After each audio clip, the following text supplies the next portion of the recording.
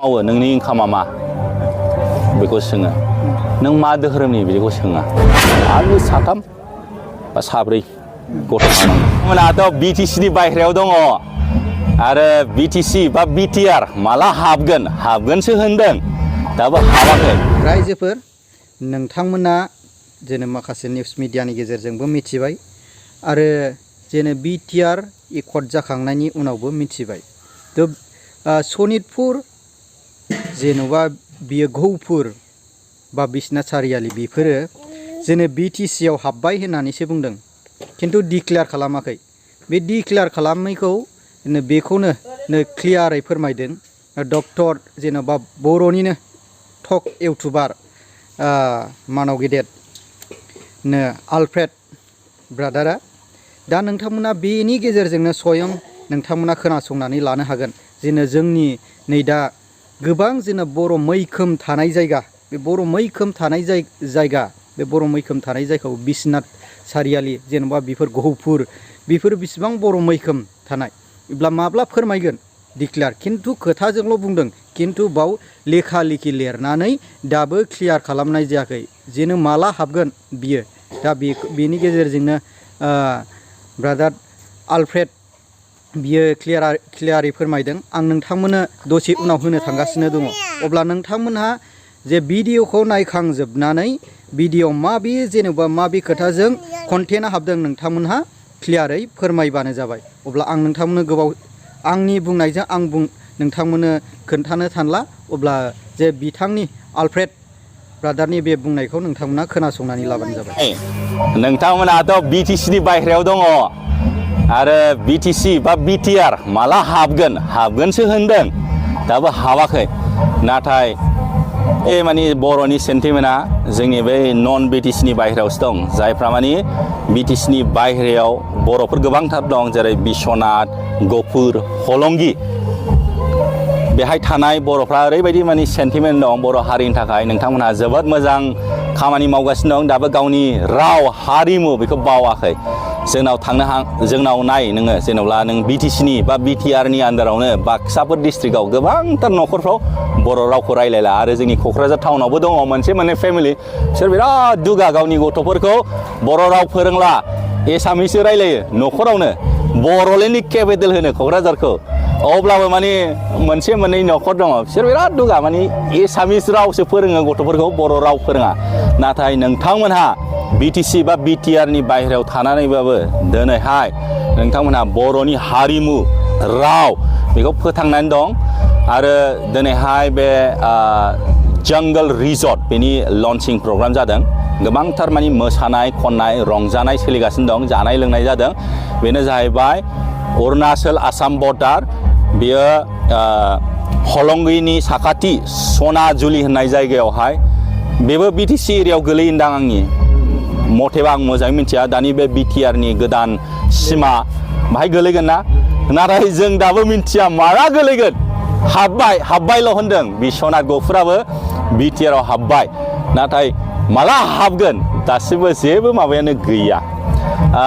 जेखियानो जाया मानो नोंथांमोनहा अब्लाबो माने दासिमबो बर'नि राव हारिमुखौ गाराखै बर'नि सेन्टिमेन्टआ दं बाहाय फैदों आरो गोबांथार बर'फोरखौ लोगो मोनदों आङो फैनानै राइडआव फैदों ना आरो हेल्प खालामदों। जोंना मैया मोनायाव गंसे गारिया जोंना लामायाव थाबथानानै दंमोन माने दालां गैया माने दैजोंसो बारस'नांगौ नालाय मोना नालाय मिन्थिया लिगा बे आसोल थांलाय फैनाय माने हाब्र'दों औ बेहाय ओमफ्राय जोंना गारिया थाबथानानै थादों हरसे ओमफ्राय जोंना नै जेसेबां बे सनाजुलि ओनसोल बा हलंगि ओनसोलनि दैमालु सेन्टारनि बर'फोर बिसोरो दहाय फुङाव JCB लानानै जोंनि गारिखौ माने बोखांना होदों आरो दा बेनि थाखाय जोङो दा गारिखौ माने सालायफिननो हाबाय बेनि थाखाय जेसेबांखि जोंनि बर' रायजो राजा बे जोंनि दैमालु सेन्टार बा हलंगि ओनसोलनि नोंथांमोनखौ आंनि गोसो गोरबोनिफ्राय गोबांथार माने साबायखर बावनाय जाबाय आरो आसा खालामबाय सोरबाफोर बेबायदिनो बर'फोर फैनानै खैफोद आफोद जायोबा नोंथांमोनहा बेबायदिनो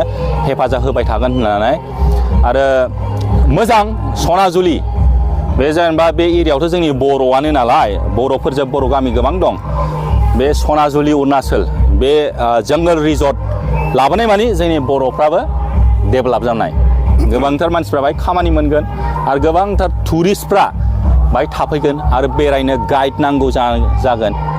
बेनि थाखायनो आङो खावलायो जोंनि बर' हारिनिफ्राय जोङो टुरिजम डिपार्टमेन्टखौबो इम्परटेन्ट होनांगोन। टुरिजम डिपार्टमेन्टखौ इम्परटेन्ट होयोबा अट'मेटिकलि डेभेलपमेन्ट फैयो। बायह्रानिफ्राय मानसि फैयोबा फैसाया बायह्रानिफ्राय लाबोनाय जाबाय, जोंनावनो थालांबाय। सोरबा टुरिस्ट गाइड खालामना मोनजागोन, सोरबा हम स्टे खालामना मोनजागोन आरो बायह्रानिफ्राय मानसि फैयोबा जानो लोंनो नांगौ होनबा मैगं थाइगं बेदर फानना मोनजागोन। सोरबा टेक्सि ड्राइभार बा टेक्सि सालायनानै मोनजागोन आरो गोबांथार बिदिनो हम स्टे बायदिसिना खालामनानै जोङो रांखान्थि खामायनो हागोन आरो। बेनि थाखायनो जोङो टुरिजमखौ इम्परटेन्ट होनांगोन। जोंनि जेसेबांखि बड'लेण्ड बा बिटिआरआनो जा बा जेसेबां जोंनि बे बर'नि ओनसोल, जेरै जों बिराद लाखि, मानो होनब्ला जोङो भुटान बर्डारनि सेराव, अरुणाचल बर्डारनि सेराव जोंनि बर'फ्रा। बेनि थाखाय आं खावलायो जोंनि इन्टेलेक्सुवेल एबा जोंनि बर'फोरनि हादुंगिरि होनोना जेनेबा ना खुंगिरि बिथांमोनहा जाहाथे टुरिजम डिपार्टमेन्टखौबो इम्परटेन्ट होयो, जाहाथे जोङो इनफ्रास्ट्राक्चारखौ जोङो मोजाङै मोजां डेभेलप खालामो। इनफ्रास्ट्राक्चार डेभेलप नङाबा बायह्रानिफ्राय मानसि फैया। इनफ्रास्ट्राक्चार मानि लामाया मोजां जानांगोन, बेनिफ्राय थानायनि थाखाय सुबिदा जानांगोन, बेनिफ्राय जानाय लोंनाय गासिबो जोंनि बर' कालसारनि बेखौ मोनजोबनांगोन। आजिखालि मानि बाबाय एखे मानि जानायखौ, दिल्ली बम्बाइ बा फरेन कान्ट्रिनि बिसोरो ट्राइबेलनि जानायफोरखौ लुगैयो, गुबुन हारिनि जानाय लोंनाय। बेनि थाखायनो जोङो मानि वार्कशप बा सेमिनार्स लानांगोन गामि गामि थांनानै, मारैहाय टुरिस्टफोरखौ जोङो मानि वेलकाम खालामनांगोन, माबायदि रायलायनांगोन। जानानै लोंनानै दंखि होलाबायनानै जानाय नङा आरो। ओंखायनो गोबांथार जोंनि लाइमोन बर' सेंग्रा सिख्ला जोङो टुरिजम बे मानि डिपार्टमेन्ट बा टुरिजम फरायनाय ना, टुरिजम मेनेजमेन्ट बे फरायनायखौ जोङो लानांगोन। अब्लासो जोङो गुबुन हादर बा इन्टारनेसनेल बा नेसनेल ना, गुबुन रायजोनिफ्राय फैनाय आलासिफोरखौ जों जाहाथे मोजां रोखोमै जोङो बरायनो हायो ना, मोजां रोखोमै जाहोनो लोंहोनो हायो बा बेरायहोनो हायो। अब्लासो मानि आरो लाबावगोन बिसोरो, उमुक जायगायाव थां, ओरै उमुक जायगानि मानसिफ्रा मानि बिराद मोजां हस्पिटेलिटिया आरो जानाय लोंनाया बिराद गोथाव, जायगाफ्रा समायना, बाहाय जेबो रेप केस जाया ना, सिखाव खावनाय जाया, नांलायनाय जाया, धमकि होनाय जाया, बेफोरबायदि आरो। मानि जों सोलोंनांगोन टुरिजमखौ जोङो लाबोनोबा, डेभेलप खालामनोबा जोङो सिखाव खावनाय थानाय जानो नाङा, बुलाय सोलाय जानाय नङा, धमकि होनाय बेफोरबायदि थानो नाङा आरो। बेयावनो गेजेराव मोनसे सोंथिखौ जोङो सोंनो लुबैदों। नोंथाङा बर' आसामिसनि खोथाबो बुंदों, बेनि सायाव गोबां दैदेनगिरिफ्रानो माने बर' रावाव फरायनांगौ, बर' रावाव सोनांगौ होनो, नाथाय बे गावनि गथ'फोरखौ, गथ' गथायफोरखौहाय बर' रावाव सोआलासिनो गुबुन आसामिस मिडियामफ्राव सोयो, बेफोरनि सायाव मा बुंनो सानो? आङो बुङो दा जेनेबा ग्लबेलाइजेसन ना, जोंनि दुनिया दा ग्लबेलाइजेसन जाबाय। गोदोबा मानि लिमिटेड बाउन्ड्रिमोन। दा आं सानो जों बिराद स्मार्ट जानांगौ। जोंनि इण्डियायाव गोबांथार रोखोमनि हारि दङ, राव दङ, गावजों गावनो नाख्रेबलायनाय। जायनि हारिया फरायनायाव गैया, रांखान्थियाव गैया, राजखान्थियाव गैया, बेखौ नाख्रेबो।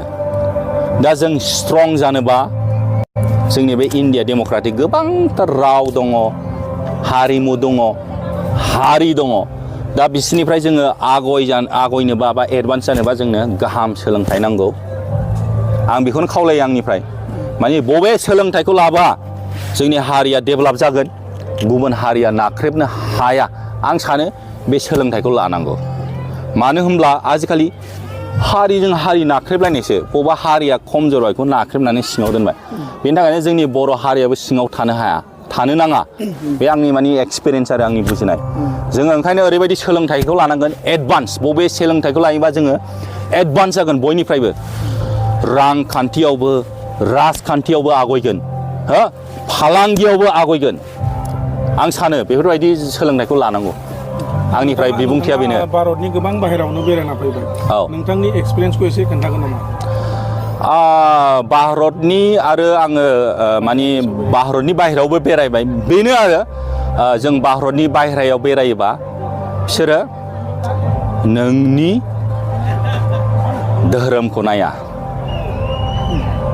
जोंना भारताव मा धोरोम धोरोमासो माने प्रायरिटि धोरोमखौ लानानै गावजों गावनो बुलाय सोलाय सुवा सुथि नाथाय नोङो भारतनि बाहेरायाव थांनाय लोगो लोगो नों मा मावो नोंनि इनकामा मारै फैयो बेखौसो नायो दा आं दहाय बेखौनो बुंदों अब्ला जोङो ओरैबायदि सोलोंथाइखौ लानांगोन मोजां सोलोंथाइखौ मोनोबा जोङो रांखान्थियावबो आवगायनो हागोन राजखान्थियावबो आवगायनो हागोन रांखान्थियाव मारैहाय आवगायनो हागोन रांखान्थियाव मोजां फालांगि हो गुबुन हादराव थांबाना भारतनि बाहेरायाव थाङोबा बिसोरो सोंगोन नों मा मावो नोंनि इनकामा मा बेखौ सोङो नों मा धोरोमनि बेखौ सोङा नाथाय जोंना इम्परटेन्सआ माखौ होयो धोरोम बेनिखायनो आं होनो धोरोमखौ जों इम्परटेन्ट होनो नाङा गुबै सोलोंथाइखौ लानांगौ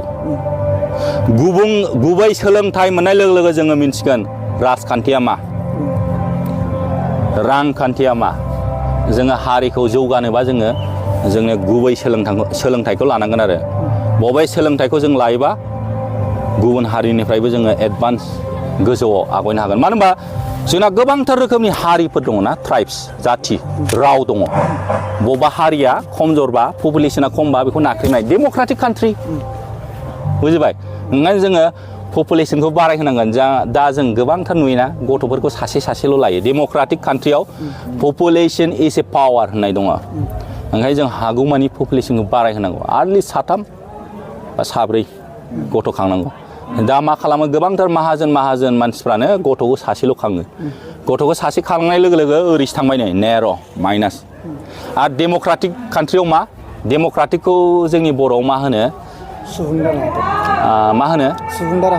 सुबुं दारा हादोर पपुलेसन खमबा पलिटिसियान्सफ्रा रावबो इम्परटेन्स गैया बेनाव बहरा मा 3000ल' बा 2000ल' बा 1000ल' इम्परटेन्स होगोन दा बे बांगालफोरखौ मानि थाखाय गियो पपुलेसना ओरैफोरबायदि बिसोर भट इलेक्सनाव बिसोर टटेलि चेन्ज खालामनो हायो ओंखायनो डेम'क्रेटिक कान्ट्रियाव जोङो पपुलेसनखौ बारायनांगौ आटलिस्ट 3 4 गथ' खांनांगौ जोङो बेनोसै आरो आंनिफ्राय बुंनांगौआ जायफ्रा बुजिबाय बुजिखाबाय आरो बेनिफ्राय बुंनांगौ गैला नोंथांमोनखौ आंनि गोसो गोरबोनिफ्राय आरोबाव साबायखर बावनाय जाबाय नोंथांमोनहा बे BTCनि बाहेरायाव थानानैबाबो जोंनि जेसेबांखि माने बर' गामि दं बा बर' ओनसोल दं मा जादों जोंनि बर' ओनसोलाव नोंथांमोनहा बे खबरखौ माने दैथायहरगासिनो दं बेनि थाखाय नोंथांमोनखौ आंनि गोसो गोरबोनिफ्राय आरोबाव माने साबायखर बावनाय जाबाय आरो रोजा साबायखर बावनाय जाबाय थेंक इउ सै दे खुलुमबाय